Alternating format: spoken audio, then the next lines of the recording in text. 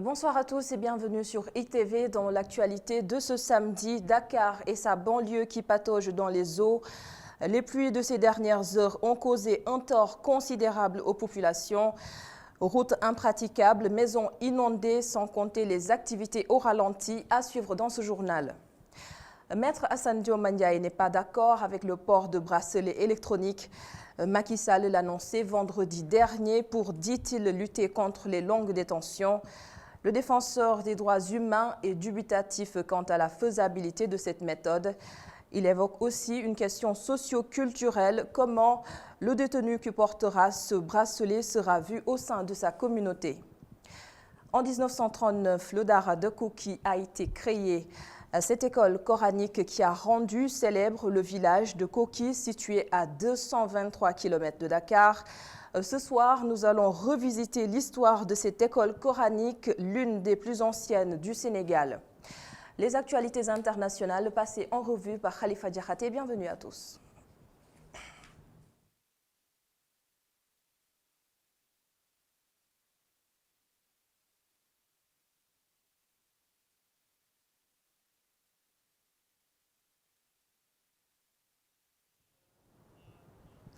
La pluie et son lot de désagréments, des quartiers comme Diamaguène, Sicap Mbao et Diacksao vivent le calvaire depuis hier. Ce matin, les jeunes se sont mobilisés pour évacuer les eaux des maisons. Le reportage de Boudal Diadi.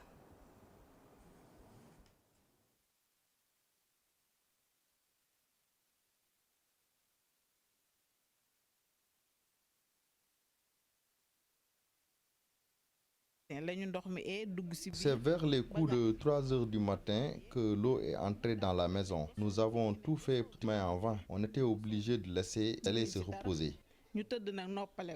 La pluie a provoqué d'énormes dégâts à Diamaguène Sicap Mbao. D'ailleurs, ce monsieur a failli perdre la vie à cause de la défaillance de l'électricité.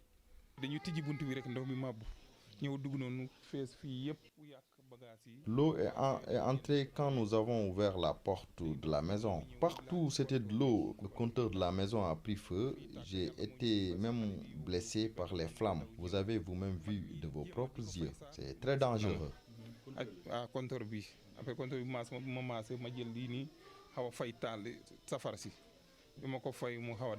Au-delà de l'eau de pluie, certaines personnes en profitent pour déverser leurs forces septiques dans la rue. S'il y a des gens qui s'en profitent la nuit pour déverser leurs forces dans les eaux, et c'est une situation vraiment inquiétante. Ça peut causer beaucoup, ça peut être source de beaucoup de maladies. On attend à ce que l'État prenne ses responsabilités. Pour ces habitants de Tivaouane Diacksao et de Diamaguène Sicap Mbao, les autorités n'ont rien fait pour venir en aide aux populations. D'ailleurs, les jeunes du quartier sont obligés de se réunir pour lutter contre les inondations. Depuis des années, nous vivons d'énormes problèmes, mais nous trouvons toujours à réaliser des solutions pour permettre à l'eau d'être évacuée au niveau de notre quartier. Les eaux utilisées ici seront déversées sur la route de la Marse de Diamaguène. Après la pluie, c'est la galère en banlieue dakaroise. Les habitants de Diamaguène Sicap Mbao vivent le calvaire des inondations maintenant depuis quelques années. Ils interpellent les autorités pour une situation définitive. Une pluie de plus et Dakar et sa banlieue pataugent dans les eaux. Le marché ferraille de Rebeuss n'a quasiment rien produit depuis hier parce qu'il est inondé. Les occupants devenus sinistrés incombent la responsabilité à la mairie qui, visiblement, n'a pas pu achever les travaux d'assainissement avant l'installation de l'hivernage. Le reportage de Matarguer et Augustin Mandon. Rebeuss, parc ferraille. Après la pluie, tout tourne au ralenti. Notre problème ici, c'est les eaux de pluie. Le maire avait engagé des travaux pour des assainissements ici, pour que l'eau de pluie soit versée vite et rapide, mais ce n'est pas le cas. Il est pire maintenant. Avant, l'eau de pluie avait des égouts seulement. L'eau partait naturellement. Mais maintenant, depuis lors qu'on a installé les travaux là, l'eau ne part plus. Est-ce que vous avez essayé de contacter le maire? Non, on a essayé de contacter le maire, mais même moi, depuis le premier pluie, j'ai fait des images, je les ai envoyées à la mairie de Dakar Plateau. Ils ont réagi parce qu'il a appelé, ils ont venu, ils ont ouvert ici, ils ont fait ce qui regardait, ceci, cela, mais depuis lors, ça ne marche pas. 83 Depuis 1983, je suis à Rebeuss. Je travaille ici. Avant ces travaux, l'eau passait facilement en 15 minutes. Ces travaux ont duré 1 an. Ils disent qu'ils ont terminé, mais vous voyez que ce n'est pas le cas.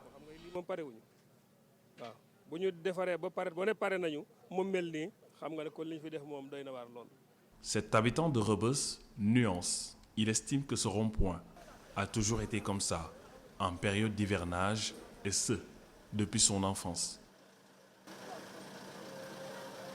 L'eau qui stagne là, ça a duré et ça perdure jusqu'à présent. Donc, si je me rappelle bien, c'est depuis mon enfance. Je me baignais là-bas après la pluie. Et vous savez, depuis jusqu'à présent, l'eau est là. Donc, on a fait des travaux, mais sans suite, la situation reste entière. Pour ne plus vivre cette situation, chacun y va avec sa solution. S'ils peuvent réaménager l'assainissement, ça serait mieux. Mais je pense que la seule solution serait de mettre une canalisation qui va directement à la mer. C'est d'abord, nous devons nous lever. Le chef de quartier, le maire et les notables de Rebeuss. Nous devons nous lever, puis l'État va mettre son grain de sel dedans. Mais sans nous, ça ne passera pas. Du côté de la mairie, on a essayé de joindre les autorités, mais sans réponse. Les hommes et les femmes subissent ces préjudices causés par les eaux de pluie qui stagnent un peu partout à Dakar. Les véhicules aussi prennent un sacré coup. Avec ces fortes pluies, les routes sont devenues impraticables, ce qui fait l'affaire des garagistes. Suivons ce reportage de Cheikh Hassan Fall. Les chauffeurs surfent sur les eaux stagnantes après la pluie comme s'ils étaient dans des véhicules amphibies.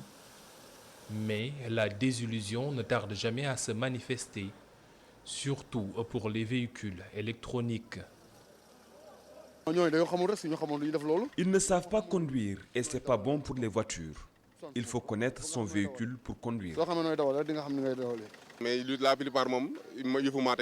Beaucoup font du n'importe quoi. Ils ne connaissent rien de leur voiture et osent s'aventurer dans les eaux. Une manière de conduire hostile au moteur. Quand la hauteur de l'eau atteint 50 cm, il ne faut pas pénétrer. Sinon, le moteur aspire l'eau et ça gâte le moteur et le circuit électrique, entre autres, et nos voitures sont fragiles.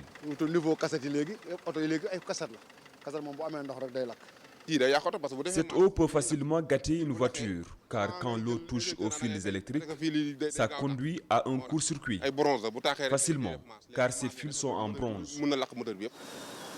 De nouveaux modèles qui ne devraient pas chercher à suivre les cars rapides dans ces eaux.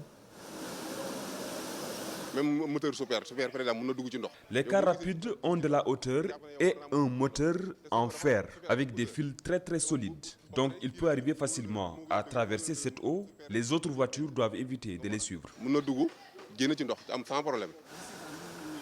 Après la pluie de ce samedi, circuler à Dakar avec sa voiture était devenu périlleux et la mécanique en a pris un sacré coup chez beaucoup d'automobilistes. Cheikh Hassan Fall, pendant ce temps, la commune de Ziguinchor prépare un important programme d'assainissement et de construction d'infrastructures multifonctionnelles. Un projet qui sera financé grâce à un partenariat entre l'État du Sénégal et certains de ses bailleurs. Le maire Abdoulaye Baldé a présidé ce matin un conseil municipal. Le voici. Nous avons essayé de mettre l'accent, la priorité sur les infrastructures routières, ce qui nous permettra de réhabiliter beaucoup de routes et et d'en construire. Nous allons aussi construire un centre extrêmement important, multifonctionnel, qui s'appelle le Ziguinchor City Center. Nous avons aussi profité de ça pour présenter le projet d'aménagement de la berge de Boudouli, le projet de réhabilitation du CEDEPS, mais aussi de construction d'espaces et d'aires de jeu pour les jeunes. Nous avons aussi adopté une convention de financement et de partenariat avec la communauté d'agglomération de l'Euro-Méditerranée, qui se trouve en France, qui, dans le cadre de la coopération décentralisée, va intervenir dans la ville de Ziguinchor dès le mois d'octobre, en mettant à notre disposition un financement global de plus d'1 milliard. Donc, dans ce milliard, nous avons prévu, bien entendu, de donner la priorité à l'adduction à l'eau potable pour 9 000 ménages dans la périphérie de Ziguinchor, de construire 1458 ouvrages d'assainissement individuel, de latrines, pour venir en appoint au programme de vidange, mais aussi de réserver une bonne partie pour le volet drainage des eaux. Donc, bien entendu, nous allons drainer des eaux sur 2 km. Ce sont en fait un linéaire total de 2 km que ce projet nous permettra de construire, en attendant bien entendu l'appui de l'État dans ce domaine. L'un dans l'autre, c'était un conseil municipal qui était très important. Je félicite l'ensemble des conseillers qui ont participé et qui nous ont permis d'adopter la plupart de nos délibérations. Je l'annonçais en titre, le port de bracelets électroniques annoncé par Macky Sall pour lutter contre les longues détentions fait grincer des dents. Maître Assane Diom Mandiaye n'est pas tout à fait emballé par cette méthode. Le président de la Ligue sénégalaise des droits humains évoque des difficultés techniques et un point de vue socioculturel. Je vous propose de l'écouter. Nous ne croyons pas à la politique spectacle. Je pense que s'il s'agit d'apporter une réponse concrète à la question de la surpopulation carcérale, il y a des leviers beaucoup plus urgents. Nous pensons à la limitation légale de la détention provisoire en matière criminelle, mais également à une régulation au niveau des mandats de dépôt. Il y a également les modes alternatifs aux emprisonnements. Il y a beaucoup d'autres leviers aujourd'hui, mais nous savons que le bracelet électronique, d'abord d'un point de vue technique, qu'on nous explique comment on pourra repérer quelqu'un qui porte un bracelet partout au Sénégal, mais du point de vue socioculturel, ce sera quelqu'un qui sera stigmatisé. Notre société ne comprendra jamais qu'une personne puisse être à côté d'une autre personne qui porte un bracelet électronique dont on présumera que c'est une personne dangereuse. Donc voilà des raisons qui font que nous ne croyons pas à ce bracelet électronique, au moins, du moins de façon dans le présent aujourd'hui, mais demain si les conditions techniques et le développement le permettront, et lorsqu'on aura stabilisé la détention provisoire, je pense qu'on pourra penser à ça. C'était à l'instant Maître Assane Diom Mandiaye qui était dans le journal du 12h sur iRadio, la méthode du Saint-Coran dans l'unification de la communauté musulmane. C'est le thème d'un panel organisé ce samedi à l'Institut islamique de Dakar.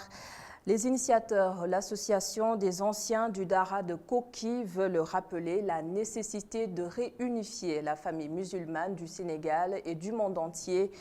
Les explications de Abdou Khadr Lo, membre de la cellule de communication. Nous avons choisi ce thème-là, donc sur l'unification, la méthode du Saint-Coran dans l'unification de la communauté musulmane. Alors nous avons senti la nécessité, nous avons senti on a senti l'urgence de réunifier la communauté musulmane donc du Sénégal et à travers le monde. Nous sommes tous des musulmans, donc à chaque fois que nous avons des problèmes, il nous faut retourner à la source. La source c'est quoi? C'est le Coran, c'est la sunna du prophète sallallahu alayhi wa sallam. Donc nous sommes retournés dans le Coran, voir quelles sont les méthodes qui permettent, quelles sont les méthodes et les voies et moyens qui vont nous permettre d'unifier ces musulmans-là. La seule méthode, c'est la méthode du Saint-Coran. Nous avons senti cette désunion à travers les fêtes religieuses, à travers les tracts au niveau de Interpresse. Donc c'est pourquoi nous avons senti la nécessité d'appeler tout le monde à travers les sociologues, les tariqas, les associations islamiques, le monde musulman et même ceux qui ne sont pas des musulmans, parce que nous formons une seule et une société. Donc c'est pour cela que nous appelons tout le monde à débattre de ce thème-là et au sortir proposer des solutions qui vont nous permettre d'atteindre ce but-là, c'est-à-dire l'unité du monde musulman. Situé à 223 km de Dakar, le village de Koki est particulièrement célèbre grâce à sa grande école coranique, le Dara de Koki. L'école a été fondée en 1939, il n'y avait qu'un seul élève. Aujourd'hui, on compte 3742 apprenants au Dara Koki et tous sont pris en charge gratuitement. L'histoire de ce Dara, l'un des plus anciens au Sénégal, raconté par Omar Khan et Sidignan.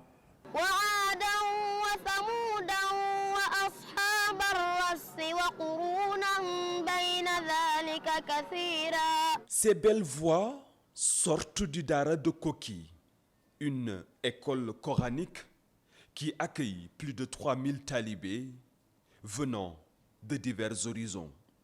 Koki est l'une des daras les plus connues et des plus anciennes. Derrière ces murs, une histoire digne d'un success story.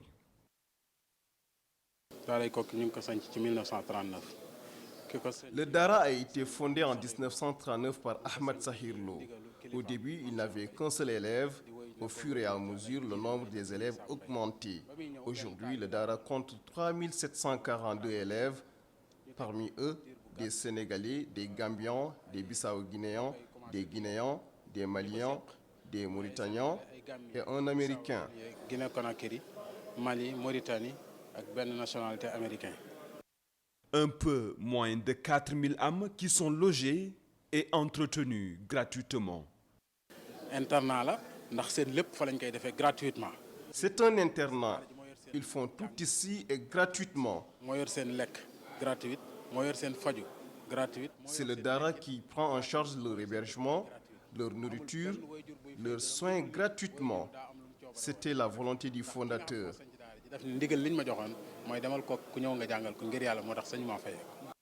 Alors, où est-ce que le Dara de Koki tire les moyens de prendre en charge tout ce beau monde? Nous avons des champs que nous cultivons, mais ce que nous cultivons ne représente même pas 10% de la nourriture. La plus grande partie, ce sont les anciens qui sont sortis de l'école qui la prennent en charge. Une école coranique franco-arabe qui fait de bons résultats au bac, au BFM et à l'entrée en 6e. Année scolaire 2018-2019. L'année scolaire 2018-2019, le Dara a eu 74,14% au baccalauréat, 74,69% pour le CFE, 100% au BFM franco-arabe, 100% au BFM français. Un seul mot résume la botte secrète de l'école, la volonté. Si nous vous disons que les élèves du Dara ne font cours que 4 heures de temps dans la journée, cela peut paraître bizarre.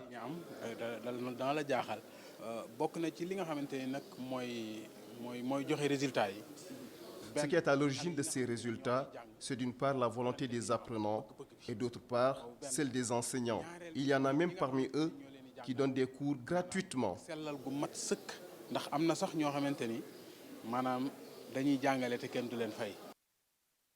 Le Dara de Koki, fondé en 1939, l'histoire commence avec un seul élève. Aujourd'hui, le Dara en compte 3742. Sous d'autres cieux, le Dara de Koki serait qualifié d'un success story.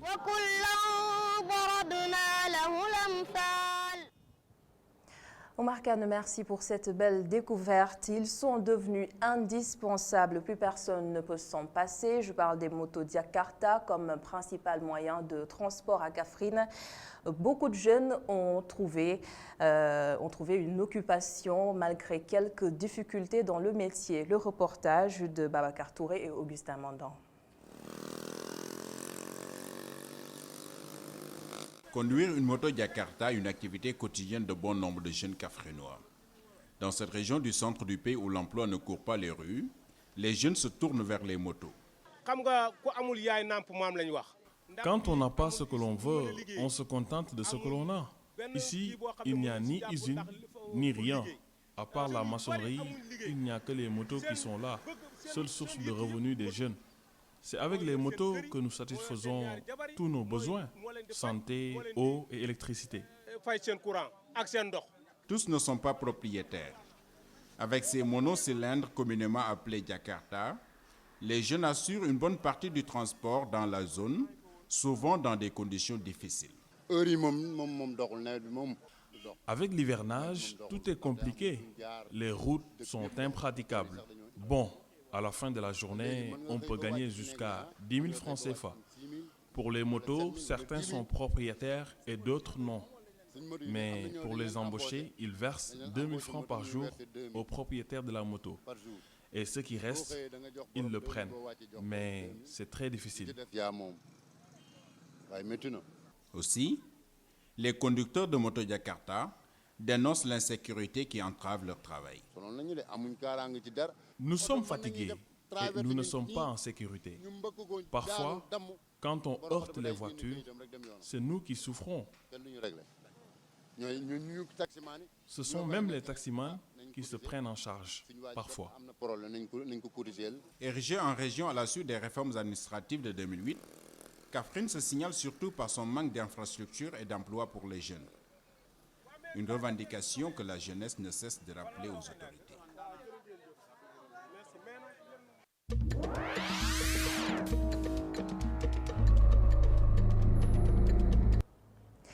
Un survol de l'actualité internationale avec cette attaque au couteau près de Lyon. Mais d'abord, le sujet de tous les débats sur la toile, les obsèques de Didier Arafat qui ont viré au drame. Et nous retrouvons Khalifa Diakhaté. Côte d'Ivoire, les obsèques de la star du coupé-décalé s'achèvent sur des échauffourées au cimetière et la profanation de sa tombe. À l'issue de l'enterrement de la dépouille au cimetière de Williamsville, des dizaines de jeunes, des fans, ont ouvert le cercueil de Didier Arafat pour s'assurer de son décès. Auparavant, des échauffourées les ont opposés à la police, un mort du côté des admirateurs.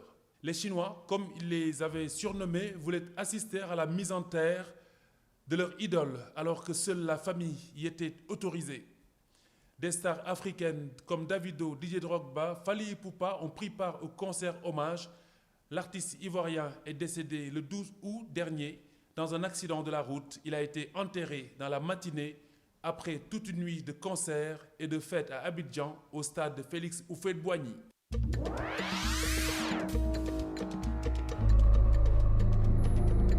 Climat de vive tension dans les rues de Hong Kong. La police a tiré des gaz lacrymogènes pour tenter de disperser une manifestation violente près du Parlement de Hong Kong.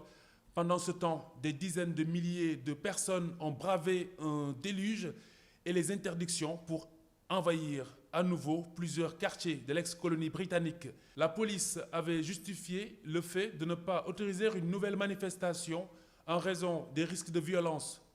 Dimanche, la ville a vécu des échauffourées des plus graves depuis le début de la contestation en juin dernier. Mais dès le début d'après-midi, des foules de manifestants vêtus de noir, la couleur emblématique du mouvement, se sont répandues dans les rues de plusieurs quartiers au cœur de la région semi-autonome. Reprendre Hong Kong, la révolution de notre temps, scandait-il.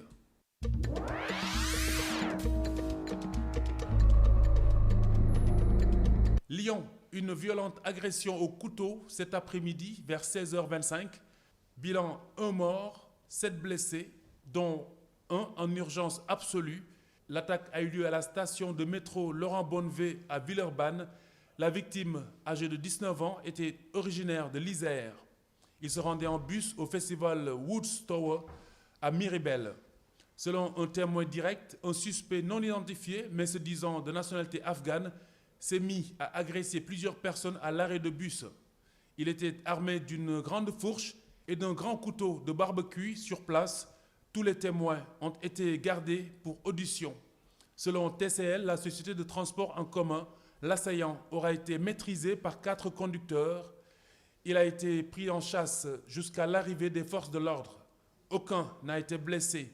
Des sources non confirmées évoquent un deuxième suspect en fuite en direction du parc de la Fessine.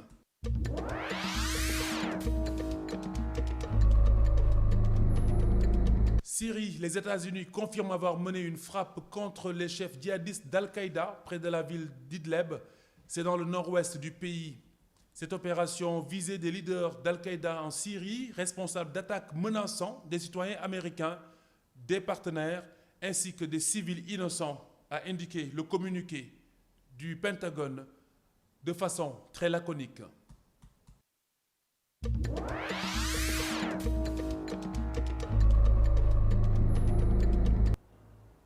Khalifa Diakhaté, merci pour ce round-up international. Une note de sport avant de vous dire au revoir. Coupe du monde de basketball en Chine, le Sénégal entre en lice demain, dimanche 1er septembre. L'équipe nationale rencontre la Lituanie. Coup d'envoi à 11h GMT. À noter que les équipes africaines qui ont joué ce samedi ont toutes été battues. L'Angola a perdu face à la Serbie par 59-105, le Nigeria 77, la Russie 82 et la Côte d'Ivoire 55, la Chine 70. Et c'est la fin de ce journal. Merci à la régie, merci également à vous de l'avoir suivi. Tout de suite, vous aurez la météo et pour les infos à 22h30, Baba Ndiaye sera là. Et moi, j'aurai le plaisir de vous retrouver demain à la même heure, 19h45. Bonne soirée à tous.